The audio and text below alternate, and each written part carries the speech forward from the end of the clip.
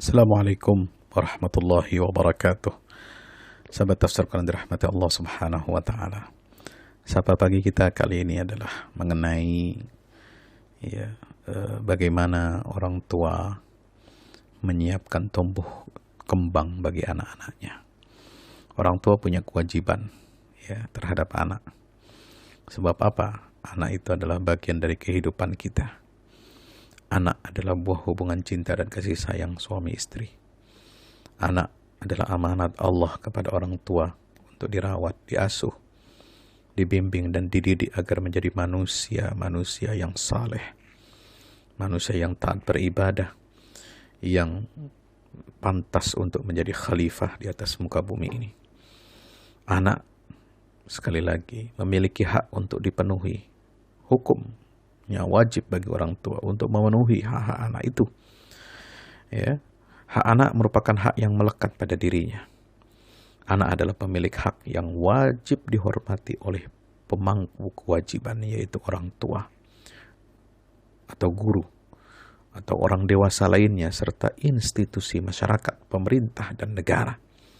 Hak anak adalah keniscayaan agar anak-anak kita baik yang menjadi tanggung jawab keluarga ataupun menjadi tanggung jawab negara dapat tumbuh berkembang secara baik sesuai dengan kejiwaannya. Sahabat tafsir yang dirahmati Allah Subhanahu wa taala, hak-hak anak yang harus dipenuhi keluarga antara lain telah diisyaratkan oleh baginda Rasulullah Muhammad SAW dalam hadis riwayat Imam Al-Hakim. Haqqul walad ala walidihi an yuhsina ismahu wa adabahu wa 'allamahu al-kitabata was-sibahata war-rimayata wa alla yarzuqahu illa thayyiban wa ayyuzawwijahu idza adraka. Hak-hak anak itu yang didapat dari orang tua adalah memberinya nama yang baik. Jadi anak harus dikasih nama yang baik. Jangan kasih nama sembarangan, sembrono. Mentang-mentang di dalam Quran ada kata iblis, anak dikasih nama iblis. Anak dikasih nama setan. Nauzubillah. Anak dikasih nama syajaratul khuldi misalnya Anak dikasih nama Fir'aun, enggak begitu. Meskipun ada dalam Al-Quran nama-nama itu, tetapi itu bukan untuk menjadi nama bagi anak-anak kita. Dia adalah nama-nama orang jahat, untuk menjadi iktibar, menjadi ibrah, pelajaran bagi kita semuanya. Beri anak kita nama yang baik. Sebaik-baik nama adalah nama para nabi, dan sebaik nama adalah Abdullah, kata Rasulullah SAW, yaitu hamba Allah atau Abdurrahman. Contohnya banyak sahabat-sahabat Nabi, ada yang memberi nama putra-putranya itu dengan nama-nama para nabi. Ada juga yang memberi nama putra-putranya dengan nama sahabat-sahabat yang syuhada, yang mati syahid di jalan Allah Subhanahu wa taala, sebagaimana sebagaimana Zubair bin Awam radhiyallahu anhu memberikan nama putra-putranya itu dengan nama para syuhada, sahabat Nabi SAW. Yang kedua adalah memberikan pendidikan yang baik, adab, pendidikan adab. Nabi tidak mengatakan taklim, tapi adab. Dahulukan adab daripada ilmu. Adab dulu, diajarkan sopan santun, diajarkan kelembutan, diajarkan bagaimana adab kepada orang tua, adab kepada Allah, adab kepada tetangga, adab kepada sosial, kehidupan bermasyarakat.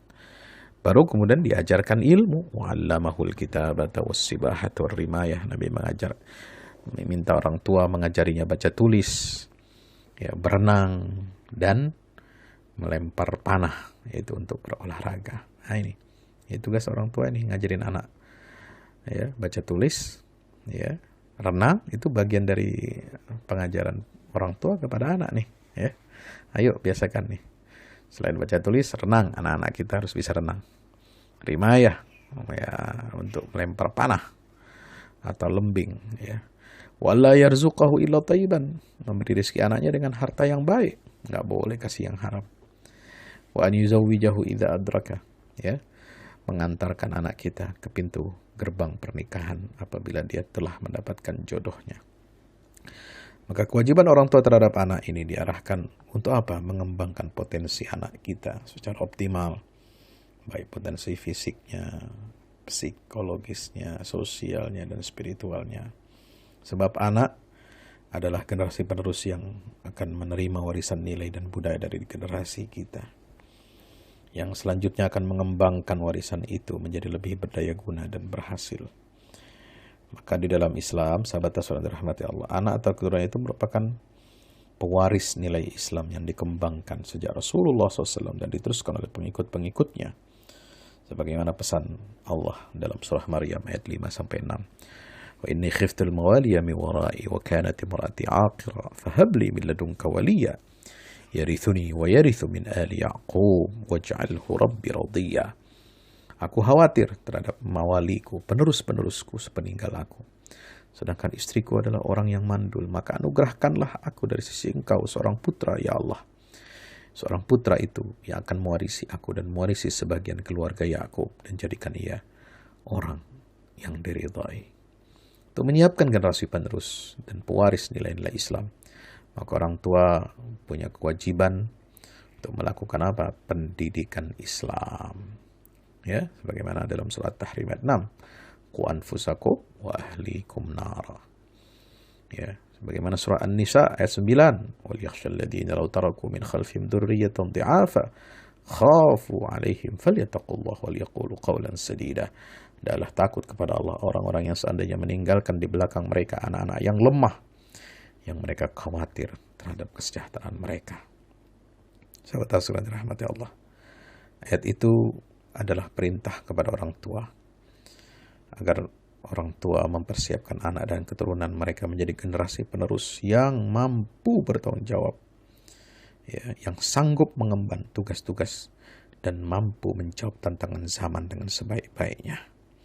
Untuk persiapkan anak keturunan kita agar mampu menerima nilai-nilai Islam dan bertanggung jawab dalam mengemban tugas, maka orang tua berkewajiban memberikan pendidikan Islam sejak masa kehamilannya sampai mengantarkan ke jenjang pernikahan.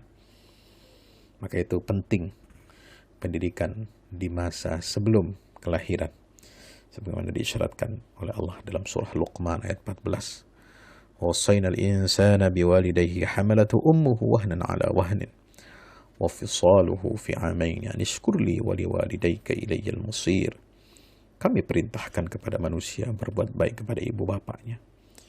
Ibunya telah mengandungnya dalam keadaan lemah yang bertambah-tambah dan menyapihnya dalam 2 tahun. Maka bersyukurlah kepadaku dan kepada ibu bapak. Ya, sahabat Rasulullah dirahmati Allah Subhanahu wa taala. Maka itu model pendidikan pada masa bayi itu dapat difahami dari ayat-ayat Quran dan hadis-hadis Rasulullah sallallahu alaihi wasallam, ya, bahwasanya kewajiban orang tua terhadap anak itu harus kita penuhi sebagai hak mereka untuk menjadi manusia yang beradab, manusia yang berpendidikan, manusia yang dapat memikul tanggung jawab tugas kekhalifahan dari Allah Subhanahu wa taala dan sanggup memikul tugas menjadi pengemban dan penggerak risalah dakwah amar ma'ruf nahi mungkar. Luar biasa mulianya kewajiban orang tua kepada anak kita ini. Maka itu jadilah orang tua yang baik, orang tua yang santun, orang tua yang senantiasa bersabar, ya, kepada anak-anaknya. Menghadapi masalah anak-anak kita ini harus dihadapi dengan sabar, dihadapi dengan telaten, dihadapi dengan tawakal kepada Allah Subhanahu wa taala, dihadapi dengan hikmah, dengan bijaksana, karena anak memiliki cara berpikirnya sendiri, orang tua punya cara berpikir sendiri. Maka itu kita harus banyak membangun dialog antara anak dan orang tua, ajak mereka bicara, ajak mereka menyampaikan pandangannya, lalu kita mencari solusi bersama untuk kebaikan keluarga kita. Wallahu a'lam bishawab. Wassalamualaikum warahmatullahi wabarakatuh.